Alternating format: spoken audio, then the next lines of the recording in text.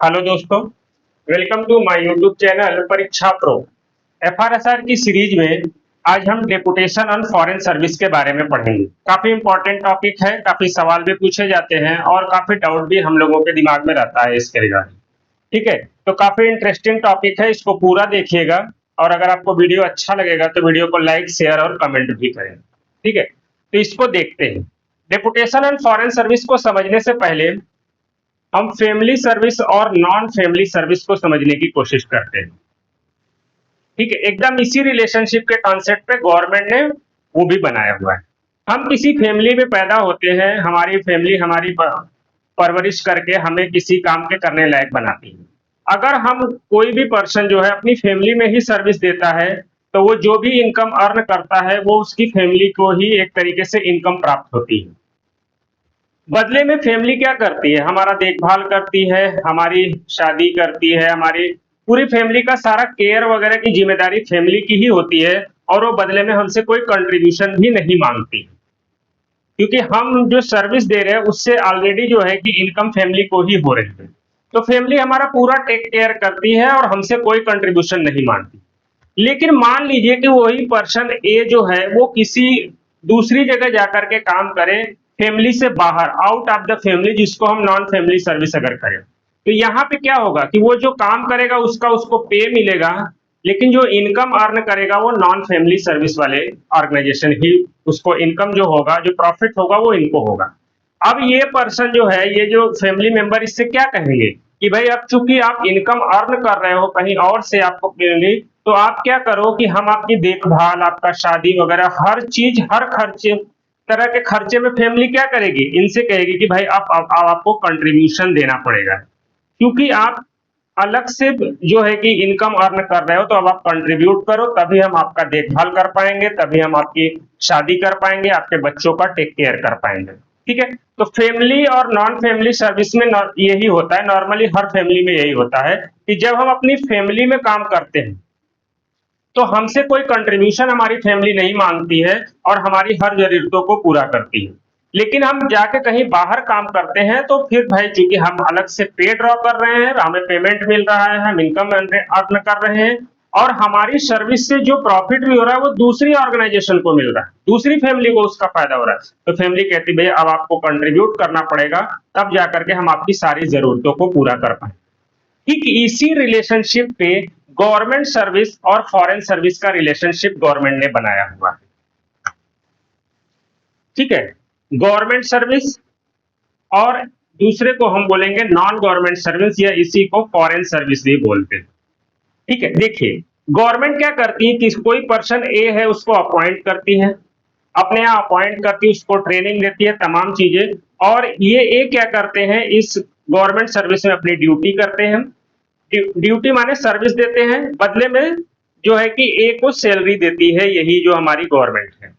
लेकिन ए जो हमें ड्यूटी देता है उससे कुछ हमें इनकम भी अर्न होती होगी हमारी, मतलब कि ऑफिस को, ऑर्गेनाइजेशन को, उसी से तो हमें सैलरी वगैरह दी जाती है। तो ये इनकम भी जो अर्न होता है वो हमारी गवर्नमेंट को ही मिलता है। ठीक है, उसी इनकम से गवर्नमेंट क्या है कि हमें जो है कि सैलरी देती है और जो और पैसे होंगे वो गवर्नमेंट को एक तरीके से इनकम के रूप में मिल जाता होगा। ठीक है, ये जो हमें सैलरी देती है गवर्नमेंट, ये भी कंसोलिडेटेड फंड से देती है और ये जो इनकम हम अर्न करते हैं ये भी जाके गवर्नमेंट के कंसोलिडेटेड फंड में ही जमा होता है। ठीक है, तो एक तरीके से हमारी सर्विस से जो प्रॉफिट हो रहा है, जो इनकम अर्न हो रहा है, वो गवर्नमेंट के ही को ही हो रहा है। तो गवर्नमेंट एक तरीके से एक फैमिली की तरह हो गई हमारे लिए। तो अब जब हम रिटायर होता है, ये जो पर्सन ए है जब रिटायर होगा तो उसको पेंशन, ग्रेचुटी और उसका जो लीव होता है, ठीक है, तो हमें रिटायरमेंट के समय हमें गवर्नमेंट पेंशन देती है, ग्रेचुटी देती है और साथ ही साथ जो हमारा लीव बैलेंस है उसका लीव सैलरी भी हमें देती है। लेकिन इसके लिए गवर्नमेंट हमसे कोई कंट्रीब्यूशन नहीं मांगती।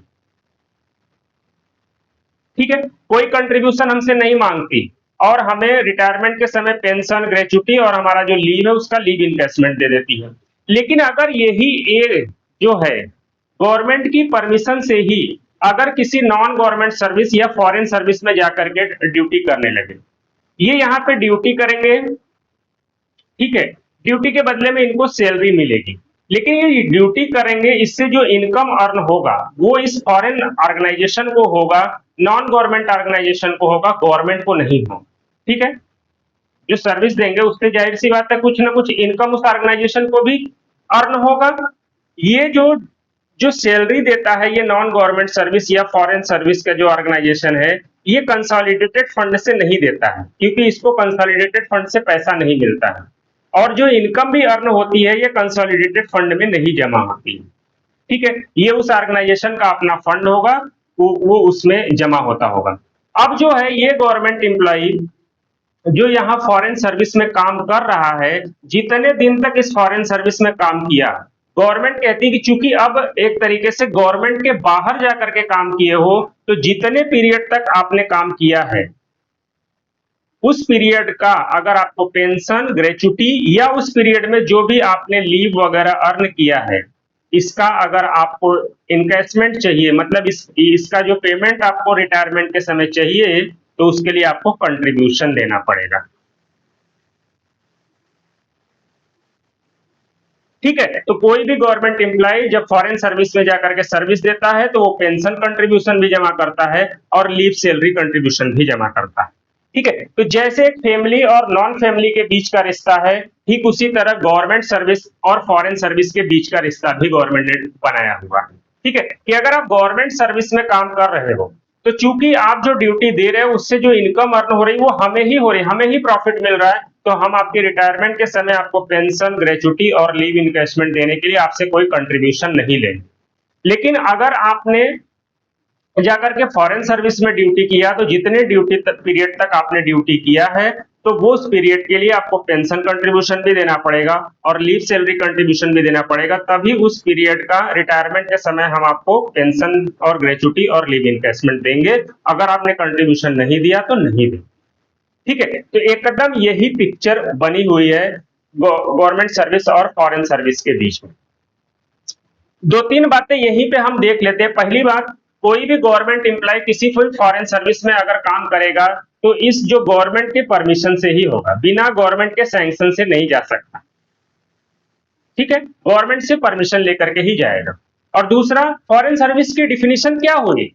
ठीक है, service of a government servant in ऐसे ऑर्गेनाइजेशन में जहां पे उसको जो सैलरी मिलती है वो कंसोलिडेटेड फंड ऑफ, ना तो कंसोलिडेटेड फंड ऑफ इंडिया से मिलती है, ना कंसोलिडेटेड फंड ऑफ स्टेट से मिलती है, और ना ही कंसोलिडेटेड फंड ऑफ यूटी से मिलती है। ठीक है, तो ऐसी सर्विस को फॉरेन सर्विस बोला जाता है। तो कहने का मतलब, कोई भी गवर्नमेंट एम्प्लॉय अगर किसी स्टेट या यूटी में डिप्यूट हुआ है, तो ऐसे में उसको फॉरेन सर्विस नहीं बोला जाएगा। ये फॉरेन सर्विस गवर्नमेंट की ही कुछ ऑर्गेनाइजेशन होती है जिनको गवर्नमेंट ने क्रिएट किया होता है। ठीक है, वन टाइम ग्रांट देके उन्हें क्रिएट किया होता है, फिर धीरे धीरे वो ऑर्गेनाइजेशन खुद ही क्या करने लगती है कि अपनी अर्निंग करने लगती है, और अर्निंग करने के बाद अपने एम्प्लॉयज को अपने अर्निंग से ही पे वगैरह देती है। ठीक है, अगर एग्जाम्पल के तौर पे हम देखें तो एयरपोर्ट अथॉरिटी ऑफ इंडिया, ये भी एक फॉरेन सर्विस है। ठीक है, कंपटीशन कमीशन ऑफ इंडिया, ये भी एक फॉरेन सर्विस है। ठीक है, और एनएमडीसी, न्यू दिल्ली म्यूनिसिपल जो है कि डेवलपमेंट कॉर्पोरेशन जो है, ये भी फॉरेन सर्विस में आते हैं। ठीक है, तो ये ऐसी ऑर्गेनाइजेशन है जो गवर्नमेंट द्वारा ही क्रिएटेड है, लेकिन गवर्नमेंट इनको बार बार हर बार अपने बजट से पैसा नहीं देती, वन टाइम ग्रांट करके इनको क्रिएट कर दी है, और ये खुद अब अपनी इनकम अर्न करते हैं, और अर्न करने के बाद अपने एम्प्लॉइज को भी सैलरी देते हैं और बाकी की डेवलपमेंटल एक्टिविटीज भी करते हैं। ठीक है, लेकिन कहीं ना कहीं ये जो फंक्शन कर रहे होते हैं, ये गवर्नमेंट का ही फंक्शन कर रहे होते हैं। ठीक है, ऐसा नहीं कि ये प्राइवेट प्राइवेट ऑर्गेनाइजेशन नहीं है, ये प्राइवेट नहीं है। ठीक है, ये कहीं ना कहीं गवर्नमेंट की ही एक्टिविटी कर रहे होते हैं, प्राइवेट की नहीं कर रहे होते। तो कोई भी गवर्नमेंट एम्प्लॉय प्राइवेट ऑर्गेनाइजेशन में जाएगा तो उसको फॉरेन सर्विस नहीं बोला जाएगा। ठीक है, वो फॉरेन सर्विस में कुछ ऐसी ऑर्गेनाइजेशन होती हैं जो गवर्नमेंट द्वारा ही क्रिएटेड हो। ठीक है, तो फॉरेन सर्विस की यही डिफिनीशन हो गई कि सर्विस एक ऐसी ऑर्गेनाइजेशन में जहां उसको जो उसकी सैलरी है, उसका जो पे है, वो उसके कंसोलिडेटेड फंड ऑफ इंडिया से या कंसोलिडेटेड फंड ऑफ स्टेट से या कंसोलिडेटेड फंड ऑफ यूटी से नहीं ड्रॉ कर रहा है। ठीक है, ये चीज। एक चीज और बोली गई है कि हम जब डेपुटेशन ऑन फॉरेन सर्विस पढ़ेंगे तो दो चीजें पढ़ेंगे, with in India and outside India. Nepal के बारे में यह बोला गया है कि नेपाल को डेपुटेशन ऑन फॉरेन सर्विस के केस में इसको आउटसाइड इंडिया ट्रीट किया जाएगा। ठीक है, इसको आउटसाइड इंडिया ट्रीट किया जाएगा और जो रूल उनके ऊपर लागू होंगे वही इनके ऊपर भी लागू किया जाएगा। ठीक है, ये चीज। अब हम देखते हैं कि फॉरेन सर्विस की कुछ कंडीशंस क्या होती हैं। कुछ कंडीशंस होती हैं फॉरेन सर्विस की, वो जरूरी है। पहला, कोई भी गवर्नमेंट सर्वेंट है अगर वो विलिंग है तभी वो फॉरेन सर्विस में भेजा जाएगा, अदरवाइज नहीं। ये बहुत ही इंपॉर्टेंट लाइन है, अनविलिंग पर्सन को कभी भी फॉरेन सर्विस नहीं भेजा जाएगा, उसकी विलिंगनेस बहुत जरूरी है। दूसरा, जो फॉरेन सर्विस के जो टर्म्स है, टर्म्स, सैलरी, अदर फैसिलिटी जो है वो इतने एक्सेसिव नहीं होने चाहिए कि वो गवर्नमेंट सर्विस से अट्रैक्टिव लगने लगे। ठीक है, ये बात बोली गई है कि जो फॉरेन सर्विस है उसका टर्म, कंडीशन, सैलरी, पैकेज जो भी मिल रहा है वो इतना एक्सेस नहीं होना चाहिए कि गवर्नमेंट सर्विस से ज्यादा अट्रैक्टिव वो लगने लगे। ठीक है, एक तरीके से कहने का मतलब कि वो जो भी ड्यूटी, रिस्पॉन्सिबिलिटी जो वहां पे एक तरीके से निभाएगा उसके हिसाब से गवर्नमेंट में जो इस तरह की सैलरी हो उसी के आसपास की सैलरी वगैरह होनी चाहिए। ठीक है, ये चीज, जो भी एक तरीके से सर्विस कंडीशन वगैरह है ये सब एडवांस में, एक तरीके से एडवांस में सारा कुछ सेटल्ड किया जाएगा। ठीक है, जो भी सर्विस कंडीशन, जो भी फैसिलिटी वहां मिलेगी, जो भी सैलरी वगैरह मिलेगी, ये सब कुछ एडवांस में उस अथॉरिटी के साथ सेटल किया जाएगा जो उसे फॉरेन सर्विस में भेज रहा है। मतलब गवर्नमेंट सर्विस में जो अथॉरिटी है जो उसे भेज रहा है वो उसे एडवांस में सेटल करेगा। इसके अलावा यह बोला गया है कि गवर्नमेंट एम्प्लॉय का पे, गवर्नमेंट एम्प्लॉय का ज्वाइनिंग टाइम, दोनों साइड, आने या जाने का और ज्वाइनिंग टाइम पे, ये सब कुछ भी पहले ही सेटल कर लिया जाएगा, सेटल्ड बिफोर, मतलब जाने से पहले ये सारी चीजें जो है कि सेटल कर ली जाएगी। ठीक है, अगली बात जो ये है कि कोई भी गवर्नमेंट सर्वेंट है अगर वो फॉरेन सर्विस में गया है तो जितने दिन तक वो फॉरेन सर्विस में रहेगा उसे पेंशन कंट्रीब्यूशन और लीव सैलरी कंट्रीब्यूशन भी देना पड़ेगा। ठीक है, देना पड़ेगा। रेट क्या होगा? As decided by president. President जैसा रेट डिसाइड करेंगे उस रेट के हिसाब से जितने दिन तक वो फॉरेन सर्विस में रहेगा पेंशन कंट्रीब्यूशन और लीव सैलरी कंट्रीब्यूशन भी उसे जमा करना पड़ेगा।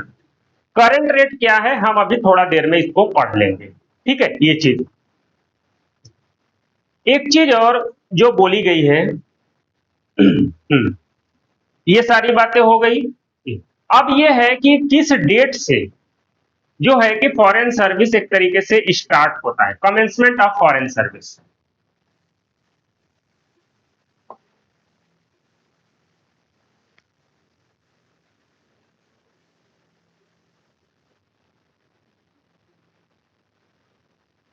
ऑफ फॉरेन सर्विस, ये कब से स्टार्ट होता है और कब जाके खत्म होता है?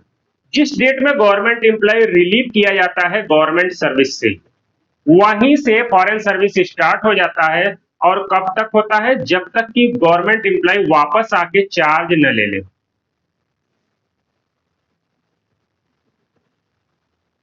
ऑन रिवर्जन, जब रिवॉर्ड होकर के आता है उसके बाद जब आकर के वो चार्ज टेक ओवर कर लेता है, इस दोनों के बीच का जो पीरियड होता है वो पूरा का पूरा फॉरेन सर्विस कहलाता है।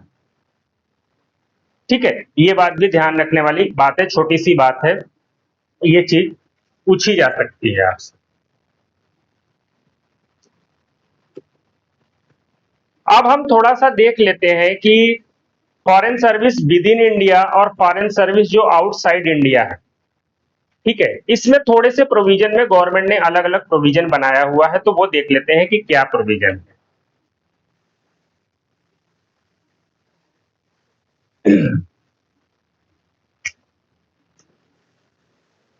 Foreign service within India और आउटसाइड इंडिया।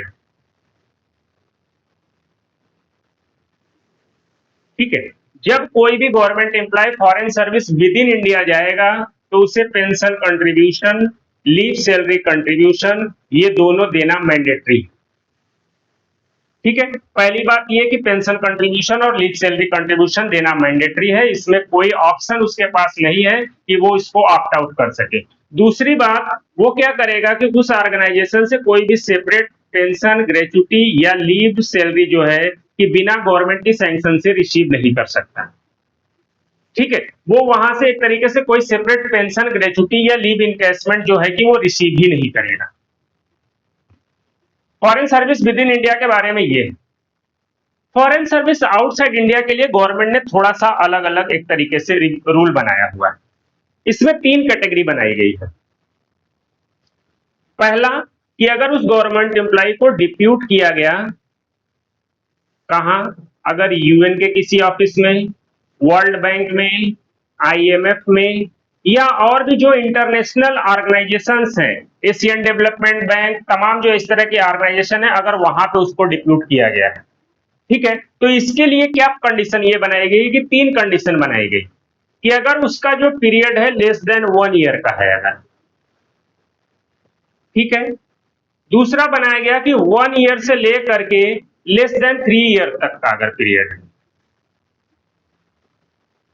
और एक कंडीशन ये बनाई गई कि अगर उसका 3 इयर्स या मोर का पीरियड अगर है। तो सबके लिए अलग अलग कंडीशन बनाई गई। पहले में ये बोला गया है कि अगर उसका जो टेन्योर है, उसका जो पीरियड है वो लेस देन 1 ईयर का है, तो वो क्या करेगा कि जो गवर्नमेंट की जो ऑर्गेनाइजेशन है उसको अपना पेंशन कंट्रीब्यूशन और लीव सैलरी कंट्रीब्यूशन जमा करेगा, और जितने दिन तक वो वहां पे डिप्यूट रहेगा वो पूरा का पूरा जो सर्विस है वो पेंशन और ग्रेचुटी के लिए काउंट होगा। ठीक है, नॉर्मल रूल है जो विद इन इंडिया वाले के लिए बनाया गया, वही रूल यहाँ पर भी लागू है। और एक चीज और बोली गई कि यहां से मतलब जिस ऑर्गेनाइजेशन में वो काम कर रहा है वहां से कोई भी बेनिफिट वो ड्रॉ नहीं करेगा, मतलब पेंशनरी बेनिफिट वो किसी भी तरह का ड्रॉ नहीं करेगा। उसको सारे के सारे बेनिफिट जो है कि वो गवर्नमेंट ऑफ इंडिया के द्वारा दिए जाएंगे। पहली बात ये। दूसरी बात ये बोली गई है कि अगर उसका टेन्योर पीरियड 1 साल से ज्यादा है लेकिन 3 साल से कम है, तो ऐसे में भी क्या करेगा कि वो पेंशन कंट्रीब्यूशन और लीव सैलरी कंट्रीब्यूशन वो गवर्नमेंट को देता रहेगा, और उसका जो भी पीरियड है वो पेंशन के लिए और लीव के लिए काउंट होता रहेगा। ये दोनों सेम है, लेकिन थोड़ा सा इनको रिलैक्सेशन ये दे दिया गया कि अगर ये ऑर्गेनाइजेशन कोई विथड्रॉल बेनिफिट अगर दे रही है, मतलब आप हमारी सर्विस छोड़ के जा रहे हो तो हम आपको कुछ विथड्रॉ बेनिफिट के तौर पे देना चाह रहे हैं, तो वो विथड्रॉ बेनिफिट इनको अलाउड है, वो ले सकते हैं। ठीक है, इन दोनों में यही फर्क है कि लेस देन 1 ईयर में वो वहां से कोई विथड्रॉल बेनिफिट नहीं एक्सेप्ट कर सकते, लेकिन अगर 1 ईयर से ज्यादा है और 3 साल से कम है तो pension contribution, leave salary contribution government of India को ये देते रहेंगे और उनकी सर्विस जो है वो काउंट हो जाएगी, पेंशन के लिए भी और लीव के लिए भी। लेकिन अगर वो ऑर्गेनाइजेशन इनको कोई विथड्रॉल बेनिफिट दे रहा है, लमसम में कुछ अमाउंट दे रहा है कि आपने इतने साल तक हमारे यहाँ सर्विस की, हम आपको ये देना चाह रहे हैं, तो वो भी इनको अलाउड। जैसे ही जब उनका टेन्योर 3 साल या उससे ज्यादा का होता है, ऐसे में उनके ऑप्शन दे दिया जाता है। लंबा टेन्योर है तो इनको ऑप्शन दे दिया जाता है। इन दोनों में कोई ऑप्शन नहीं है, यही कंडीशन है।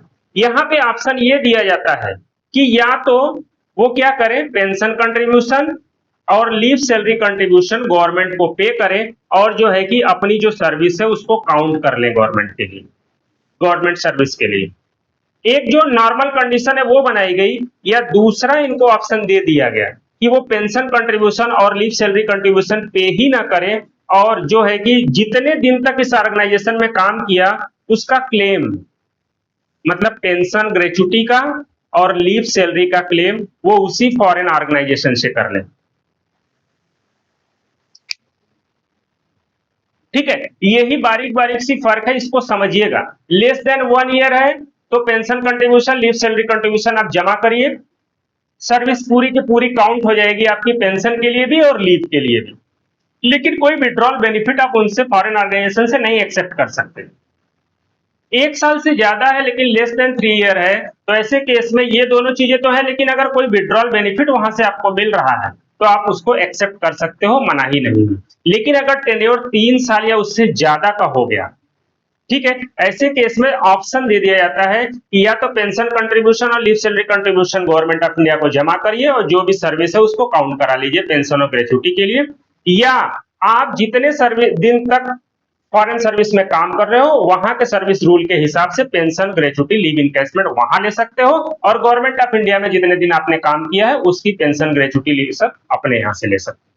ठीक है, तो ये जो है कंडीशन बनाई गई है जब हम आउटसाइड इंडिया डिप्यूट होते हैं, वो भी UN, world bank, IMF, Asian development, इस तरह की ऑर्गेनाइजेशन। ठीक है, कुछ इसी में एक तरीके की और गवर्नमेंट ने एक तरीके का रूल बनाया हुआ है।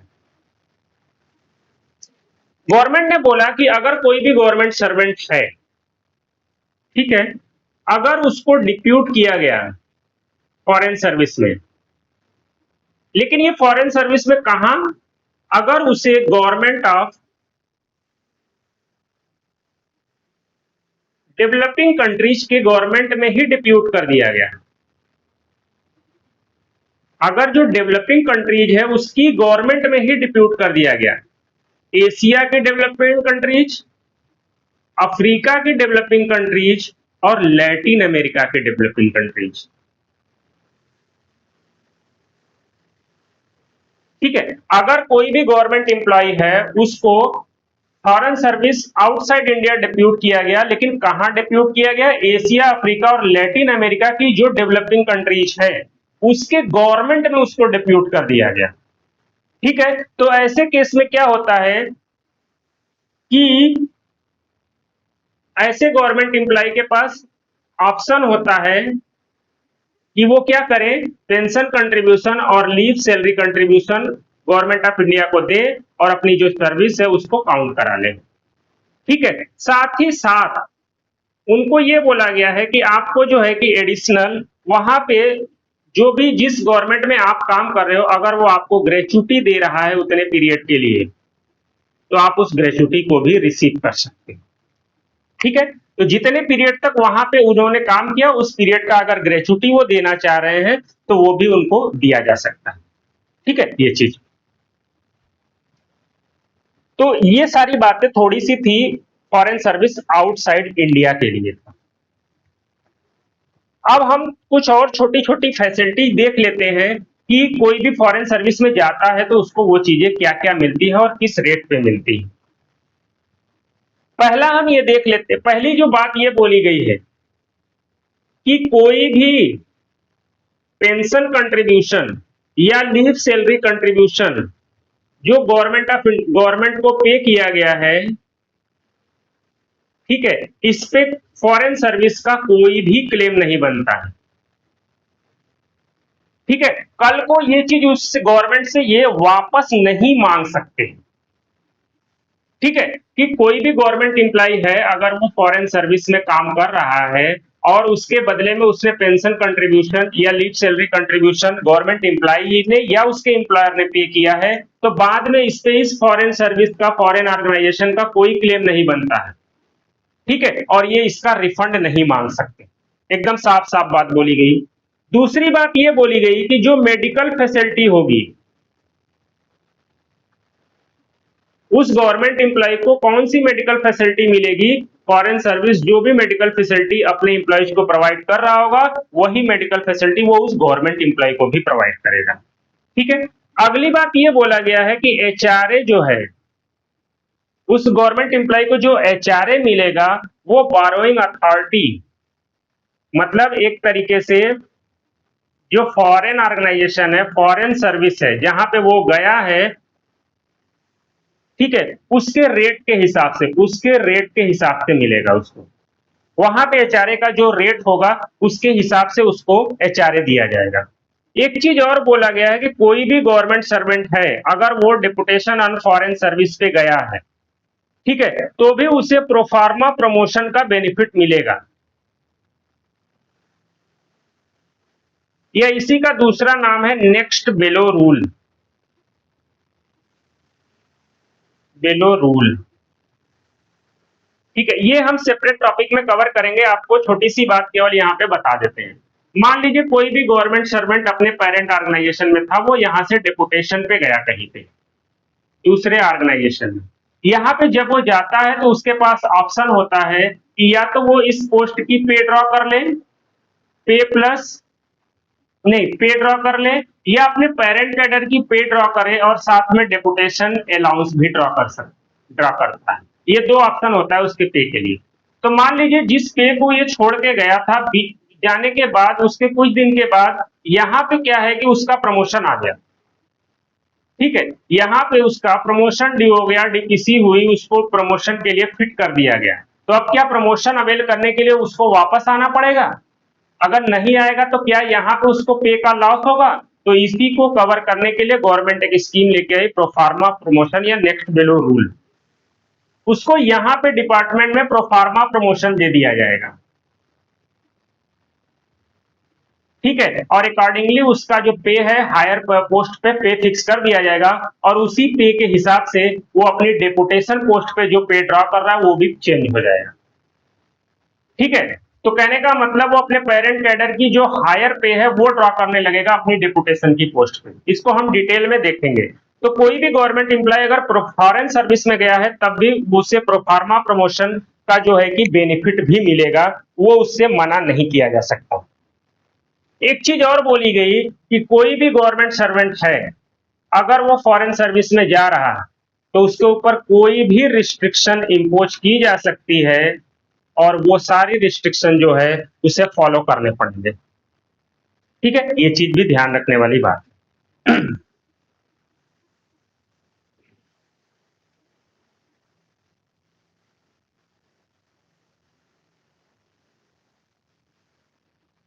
अब हम देखते हैं कि कौन कॉम्पिटेंट अथॉरिटी होता है। किसी भी गवर्नमेंट एम्प्लॉय को फॉरेन सर्विस में डिपोट करने के लिए, जैसे मान लीजिए ये कोई गवर्नमेंट सर्वेंट, इसको किसी भी फॉरेन सर्विस में डेपुटेशन पे जाना है, तो ये भेजने का जो पावर है वो किसका है? ये जो कंसर्न डिपार्टमेंट है उसी को फुल पावर दी गई है। इसमें डीओपीटी या एक्सपेंडिचर या किसी से किसी तरह की अप्रूवल की जरूरत नहीं होती है।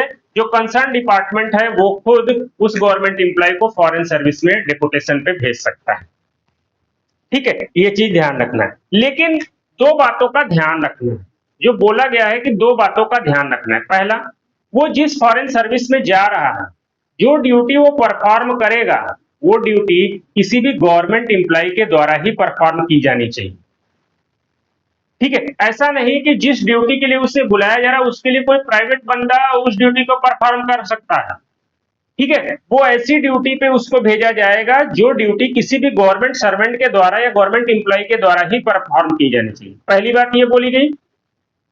दूसरी बात ये बोली गई कि ये जो गवर्नमेंट सर्वेंट है, अपने पेरेंट कैडर में इसको जो पे मिल रहा है वो उस ऑर्गेनाइजेशन की जो जनरल रेवेन्यू है, जो रेवेन्यू उसकी है उसी से उसको पे मिल रहा है। कहने का मतलब उसको कंसोलिडेटेड फंड से पे मिल रहा है। और तीसरी बात ये बोली गई कि ये जो गवर्नमेंट एम्प्लॉय है ये किसी रेगुलर पोस्ट पे अपॉइंटेड हो, मतलब लियन होल्ड कर रहा। ठीक है, तो ये सारी बातें भी ध्यान में रखते हुए भी कोई भी डिपार्टमेंट अपने ही गवर्नमेंट एम्प्लॉय को किसी भी फॉरेन सर्विस में डिप्यूट कर सकता है। ठीक है, अब देखिए यही जो क्लॉज बनाया गया ना कि जो ड्यूटी वो परफॉर्म करेगा वो किसी गवर्नमेंट एम्प्लॉय के द्वारा परफॉर्म की जानी चाहिए। इसी की वजह से कोई भी गवर्नमेंट एम्प्लॉय को प्राइवेट ऑर्गेनाइजेशन में फॉरेन सर्विस पे नहीं भेजा जा सकता, क्योंकि प्राइवेट ऑर्गेनाइजेशन में जो ड्यूटी परफॉर्म की जाती है वो प्राइवेट पर्सन के द्वारा परफॉर्म की जाती है, गवर्नमेंट एम्प्लॉय के द्वारा नहीं। तो गवर्नमेंट एम्प्लॉय प्राइवेट ऑर्गेनाइजेशन पे डेपुटेशन पे नहीं जा सकता। ठीक है, ये चीज भी। अब हम आते हैं कंट्रीब्यूशन के बारे में, जो सबसे इंपॉर्टेंट। दो तरह के कंट्रीब्यूशन होते हैं यहां पे।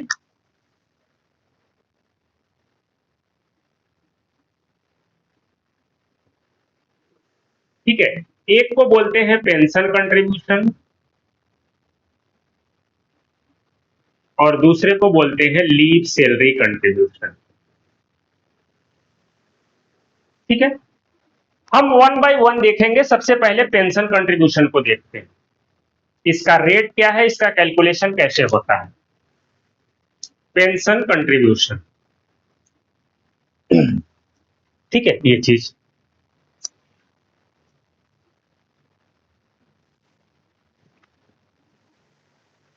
जो पेंशन कंट्रीब्यूशन होता है, सबसे पहली बात, जो पेंशन कंट्रीब्यूशन का जो कैलकुलेशन होता है, वो जो पेरेंट ऑर्गेनाइजेशन में जो वो पे ड्रॉ कर रहा था उसके आधार पे होता है। इसका फॉरेन ऑर्गेनाइजेशन में जो पे ड्रॉ कर रहा है उससे लेना देना नहीं। पहली बात ये जानना जरूरी है कि जो पेंशन कंट्रीब्यूशन का कैलकुलेशन किया जाता है, वो जो पेरेंट ऑर्गेनाइजेशन में जो लास्ट मतलब फॉरेन सर्विस में जाने से जस्ट पहले जो पे ड्रॉ कर रहा था, उसी पे जो है कि उसका पेंशन कंट्रीब्यूशन कैलकुलेट किया जाएगा। अगर बाद में इसी ऑर्गेनाइजेशन में वो प्रोफार्मा प्रमोशन अगर गेन कर लेता है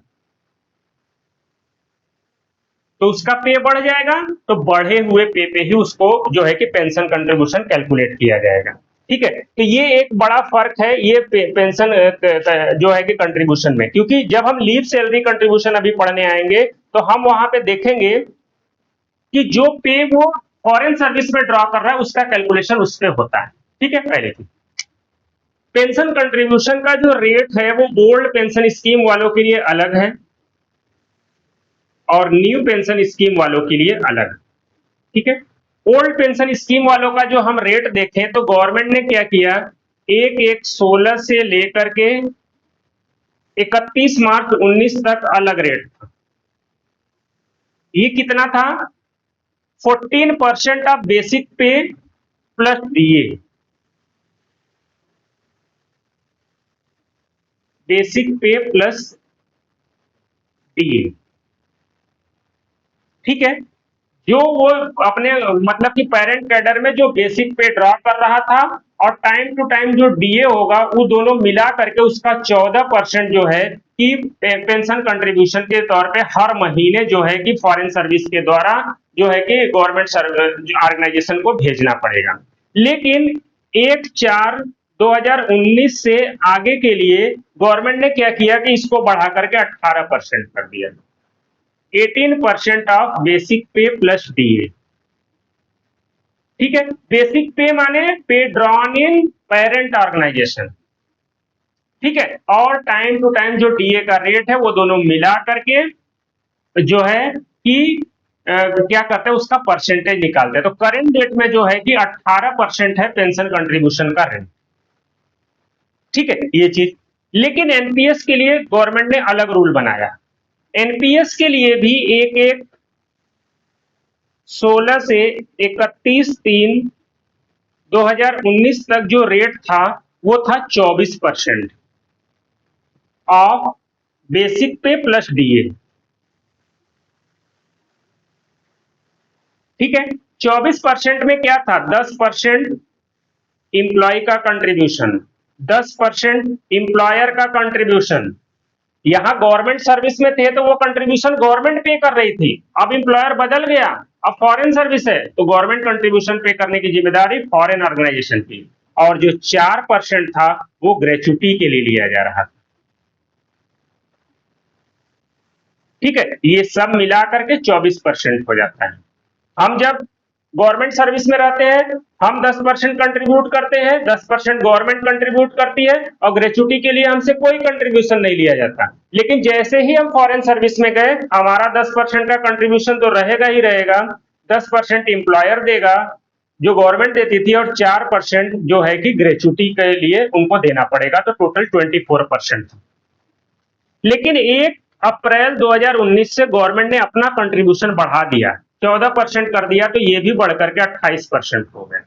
28% ऑफ बेसिक पे एंड डीए। तो ये क्या होता है? 10% इंप्लॉय का कंट्रीब्यूशन, 14% इंप्लॉयर का कंट्रीब्यूशन और 4% ग्रेचुटी के लिए। ठीक है, तो दोनों के लिए एनपीएस और ओपीएस दोनों के लिए जो है कि ये देना पड़ता है। ठीक है, तो पेंशन कंट्रीब्यूशन का रेट जो है इस तरीके से कैलकुलेट किया जाता है एनपीएस और ओपीएस दोनों के लिए। ठीक है, ये चीज। अब हम देख लेते हैं कि लीव सैलरी कंट्रीब्यूशन कैसे कैलकुलेट किया जाता है।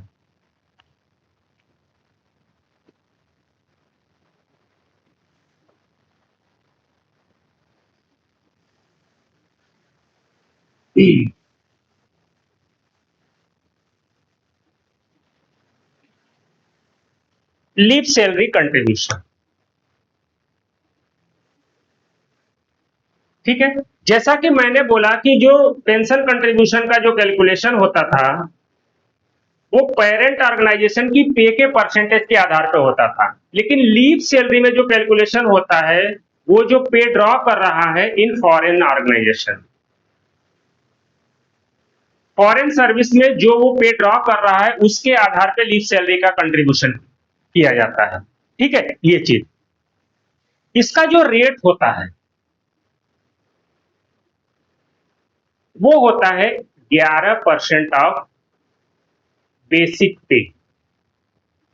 ठीक है, इसका जो फ्लैट रेट है 11% जो है कि उसका जो है कि लीव सैलरी कंट्रीब्यूशन का फ्लैट रेट है। ठीक है, ये चीज भी ध्यान रखने का है, लेकिन ये बेसिक पे का निकाला जाता है। लेकिन अगर वो गवर्नमेंट एम्प्लॉय वहां पे डेपुटेशन अलाउंस भी अगर ड्रॉ कर रहा है,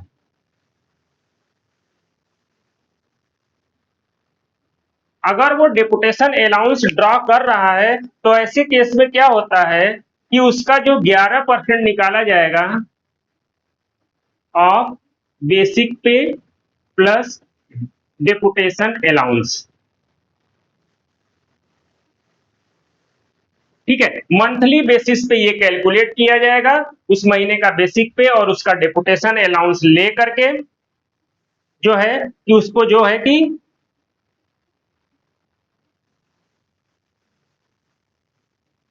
ठीक है, ये मिला करके उसका लीव सैलरी कंट्रीब्यूशन कंट्रीब्यूट किया जाता है और मतलब कंट्रीब्यूशन के बाद उसको जो है कि पेरेंट ऑर्गेनाइजेशन को भेज दिया जाता है। ठीक है, तो दोनों का रेट याद रखिएगा, पेंशन कंट्रीब्यूशन का जो रेट है वो अलग है और लीव सैलरी कंट्रीब्यूशन का रेट अलग है। एक बात बोली गई है कि अगर कोई भी गवर्नमेंट एम्प्लॉय है वो फॉरेन सर्विस में गया और जितना लीव अवेल करेगा,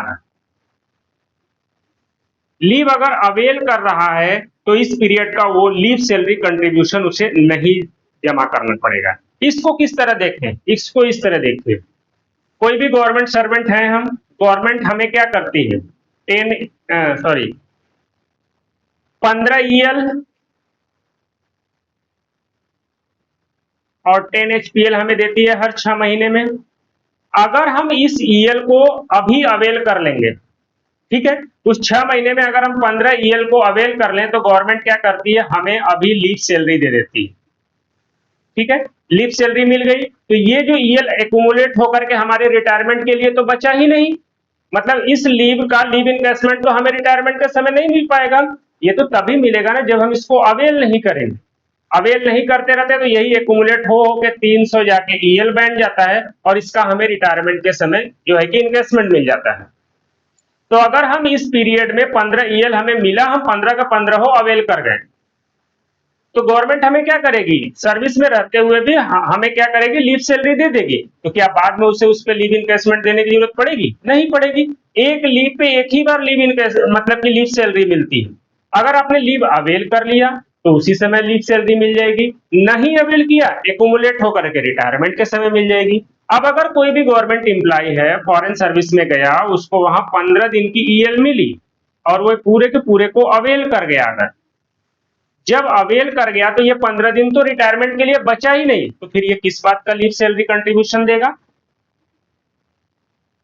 ठीक है, लीव सैलरी कंट्रीब्यूशन का मतलब जो डेपुटेशन पीरियड में आपका जो लीव क्रेडिट पे है, लीव जो आप एक तरीके से अर्न कर रहे हो, रिटायरमेंट के समय ये एक तरीके से लीव सैलरी इसकी देनी पड़ेगी ना, ये उसी का पैसा है। ठीक है, तो इसका क्या है, एक महीने के हिसाब से पूरा फिगर निकाला जाएगा, मतलब कि 6 महीने में जो मिलना होता है साल भर का फिगर निकाला जाएगा और उसमें से क्या होगा कि कितना लीव आपको मिला, कितना आपने अवेल किया, प्रो राटा वैल्यू निकाल करके लीव सैलरी का कंट्रीब्यूशन भेज दिया जाता है। ठीक है, तो ये ध्यान रखिएगा कि अगर फॉरेन सर्विस में जाकर गवर्नमेंट एम्प्लॉय ने अगर लीव को अवेल कर लिया, ठीक है, तो उस पीरियड का उसको लीव सैलरी कंट्रीब्यूशन देने की जरूरत नहीं है, क्योंकि उसने लीव को अवेल कर लिया, रिटायरमेंट के लिए समय इनकैश करने के लिए वो लीव बचा ही नहीं। अगर मान लीजिए वो 15 मिलता था, 10 अवेल कर लिया, 5 बचा हुआ है, तो 5 के हिसाब से उसका निकाल करके जो है कि वैल्यू वो उसके डिपार्टमेंट को लीव सैलरी कंट्रीब्यूशन के तौर पर दिया जाए। ठीक है, तो ये बात भी ध्यान रखने वाली बात है, इसको माइंड में रखना जरूरी है। ठीक है, अब कुछ और छोटी छोटी बातें जो कि फॉरेन सर्विस में शायद आपसे पूछ ले, उसको भी देख लेते हैं। तो ये हमने देखा कि पेंशन कंट्रीब्यूशन और लीव सैलरी कंट्रीब्यूशन का कैलकुलेशन कैसे होता है। अब जो है एक चीज और है कि अगर जो कोई भी कंट्रीब्यूशन है,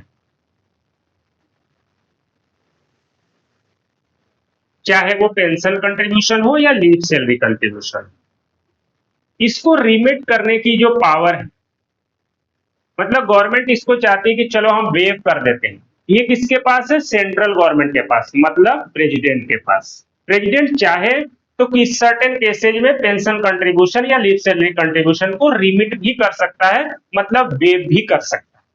ठीक है, दूसरा, अगर आपने ड्यू टाइम पे पेंशन कंट्रीब्यूशन या लीव सैलरी कंट्रीब्यूशन नहीं पे किया, ओवर ड्यू हो गया, तो इस पे प्रेसिडेंट के पास पावर है कि वो उस पे इंटरेस्ट भी लगा सकते हैं। ठीक है, तो ये दोनों पावर जो है कि प्रेसिडेंट अपने पास रखते हैं कि वो उसको वेव भी कर सकते हैं और पेमेंट ओवर ड्यू हो गया तो उस पे इंटरेस्ट भी लगा सकते हैं। अब सवाल ये है कि कंट्रीब्यूशन का ड्यू डेट होता क्या है, कब तक कंट्रीब्यूशन पे कर देना चाहिए? तो पहली बात, जो कंट्रीब्यूशन पेंशनरी कंट्रीब्यूशन और लीव सैलरी का, ये एनुअली पे किया जाता है, और वो भी फाइनेंशियल ईयर के हिसाब से। फाइनेंशियल ईयर जैसे ही क्लोज होगा, उसके next with in 15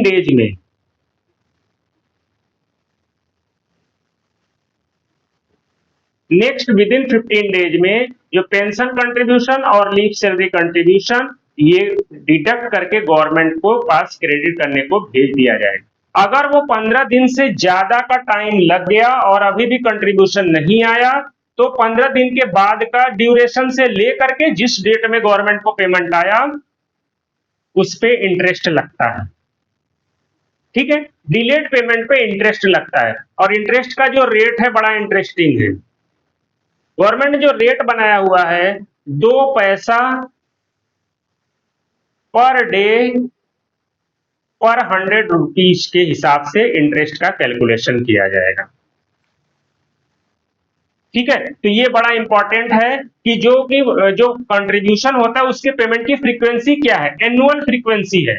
financial year के क्लोजिंग के बाद अगले 15 दिन के अंदर पेंशन कंट्रीब्यूशन और लीव सैलरी कंट्रीब्यूशन गवर्नमेंट को पे कर देना है। अगर 15 दिन से ज्यादा का टाइम लगा, तो जितने दिन तक का डिले है उस पूरे पे इंटरेस्ट लगेगा, 2 पैसा पर डे पर 100 रुपीज के हिसाब से इंटरेस्ट कैलकुलेट किया जाएगा।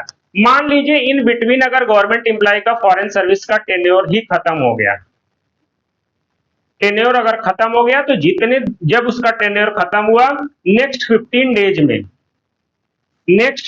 डेज के भीतर उसको कंट्रीब्यूशन भेज देना है, अदरवाइज उस पर तब जाकर के इंटरेस्ट लगना शुरू हो जाएगा। ठीक है, तो ये भी ध्यान रखने वाली बात है। जी, अगली बात ये बोली गई है कि कोई भी गवर्नमेंट एम्प्लॉय जब फॉरेन सर्विस में जाएगा,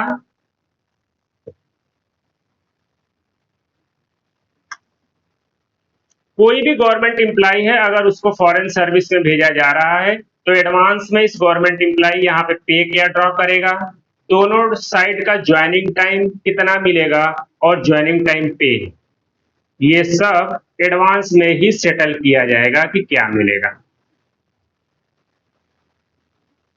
ठीक है, ये बात एडवांस में ही सेटल कर लेनी है, ये ध्यान रखने वाली बात है। एक चीज और बोला गया है कि इस गवर्नमेंट एम्प्लॉय के पास इस बात का कोई भी ऑप्शन नहीं है कि वो पेंशन कंट्रीब्यूशन और लीव सैलरी कंट्रीब्यूशन को विथहोल्ड कर सके, मतलब इससे ऑप्ट आउट नहीं हो सकता। वो जो मैंने बताया ऑप्ट आउट होने की कंडीशन, डेपुटेशन आउटसाइड इंडिया है, वो भी सर्टेन सिचुएशंस में, अगर कोई भी government employ deputation on foreign service within India है तो वो इस कंट्रीब्यूशन से ऑप्ट आउट नहीं हो सकता और इसको विथहोल्ड भी नहीं कर सकता। पहली बात ये। दूसरी बात जो मैंने ये बोल दिया कि अगर कोई विद इन इंडिया है तो वो वहां से पेंशन और ग्रेच्युटी भी ड्रॉ नहीं कर सकता। सेपरेट पेंशन और ग्रेच्युटी जो है कि ड्रॉ नहीं कर सकता। अगर सर्टेन केसेज में उसे वहां पे मिलना है वो चीज तो गवर्नमेंट की उसे परमिशन लेनी पड़ेगी। ठीक है, ये चीज। अब ये है कि कोई भी गवर्नमेंट एम्प्लॉय अगर फॉरेन सर्विस में गया है तो उसका जो लीव, ठीक है, यहां पे जाकर के वो लीव जो लेगा वो लीव किस रूल के तहत लेगा, तो इस पे वही रूल लगेगा जो उसका पेरेंट ऑर्गेनाइजेशन का रूल है।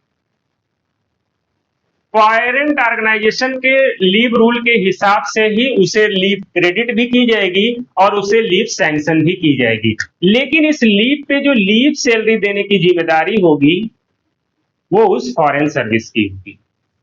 लीव सैलरी का पेमेंट फॉरेन सर्विस करेगा, लेकिन जो लीव वो अवेल करेगा वो अपने पेरेंट ऑर्गेनाइजेशन के रूल से जो है कि अवेल करेगा। ठीक है, ये चीज भी ध्यान रखना। एक चीज और बोली गई है कि गवर्नमेंट सर्वेंट जो है जैसे ही अपने जो रिलीव होगा फॉरेन सर्विस को ज्वाइन करने के लिए तो उसको जाने का टीए, इसको ज्वाइन करने के लिए वहां से वापस आने का टीए दोनों के दोनों जो है फॉरेन सर्विस के द्वारा ही दिए जाएंगे। गवर्नमेंट जो है कि इनको टीए प्रोवाइड नहीं करेगी। एक तरीके से गवर्नमेंट सर्विस जो है कि रिलीव होने के बाद जब वो फॉरेन सर्विस को ज्वाइन करने जाएंगे तो ऐसे में वहां जाने का भी टीए और वहां से वापस आकर के गवर्नमेंट सर्विस ज्वाइन करने का भी जो टीए होगा ये दोनों के दोनों जो है कि उसी फॉरेन एम्प्लॉयर के द्वारा ही पे किए जाएंगे। ठीक है, एक चीज और, एक बात और बोली गई है कि क्या कोई भी गवर्नमेंट एम्प्लॉय है अगर वो लीव पर है तो ड्यूरिंग लीव उसे फॉरेन सर्विस पे डिपुट किया जा सकता है। कोई भी गवर्नमेंट सर्वेंट है अगर वो लीव पे है, ठीक है, और इसी लीव पे ही उसका ट्रांसफर हो गया, डिपुटेशन ऑन फॉरेन सर्विस, क्या ये अलाउड है? हाँ, अलाउड है। इसके बारे में मैंने लीव रूल में भी बात की थी। लेकिन जैसे ही उसका ट्रांसफर ऑर्डर होगा, ठीक है, वहीं से उसकी जो लीव है वो खत्म हो जाएगी, लीव सीज हो जाएगी। ठीक है, जैसे ही उसका ट्रांसफर ऑर्डर निकलेगा वैसे ही उसका जो जो लीव है वो सीज हो जाएगी। लीव भी गवर्नमेंट अब इनको नहीं देगी और इस पे लीव सैलरी भी नहीं देगी अब गवर्नमेंट। ठीक है, और आगे की लीव उन्हें चाहिए तो वो उन्हें फॉरेन सर्विस से लीव भी लेनी पड़ेगी और लीव सैलरी भी लेनी पड़ेगी। ठीक है, ऐसा क्यों बोला गया कि तुरंत लीव को सीज क्यों कर दिया गया? क्योंकि अभी हमने पढ़ा ना कि कमेंसमेंट ऑफ फॉरेन सर्विस, उसमें हमने क्या बोला था, जैसे ही चार्ज वो रिलीव करेगा वहीं से फॉरेन सर्विस शुरू हो जाती है। तो जब आपकी फॉरेन सर्विस शुरू हो जाएगी तो अब गवर्नमेंट आपको लीव नहीं देगी। ठीक है, तो ये बात भी एक छोटी सी थी, इसको भी जान लेना जरूरी था। तो डेपुटेशन ऑन फॉरेन सर्विस में यही सारी बातें थी जो कि ध्यान रखने वाली थी। एक बात और जो लास्ट बात इसमें बता दें कि जो पेंशन कंट्रीब्यूशन है और लीव सैलरी कंट्रीब्यूशन है और जो लीव सैलरी कंट्रीब्यूशन होता है ये या तो एम्प्लॉय खुद पे करे या उसका एम्प्लॉयर पे करे। ठीक है, गवर्नमेंट को इससे लेना देना नहीं होता है, गवर्नमेंट को बस कंट्रीब्यूशन चाहिए, या तो एम्प्लॉय पे करे या तो उसका एम्प्लॉयर पे करे। ठीक है, ये ऑलरेडी सेटल्ड हो चुका होता है कि ये कौन पे करेगा। लेकिन अगर कोई भी government employ foreign service outside India गया हुआ है, ठीक है, मतलब अगर वो विद इन इंडिया है तो ये प्रोविजन। लेकिन अगर वो government employ foreign service outside India गया, ठीक है, तो पेंशन कंट्रीब्यूशन के लिए तो यही प्रोविजन है, या तो एम्प्लॉय पे करे या उसका एम्प्लॉयर पे करे। लेकिन लीव सैलरी कंट्रीब्यूशन के लिए बोल दिया गया कि ये उसका एम्प्लॉयर भी पे करेगा, ये एम्प्लॉय पे नहीं करेगा।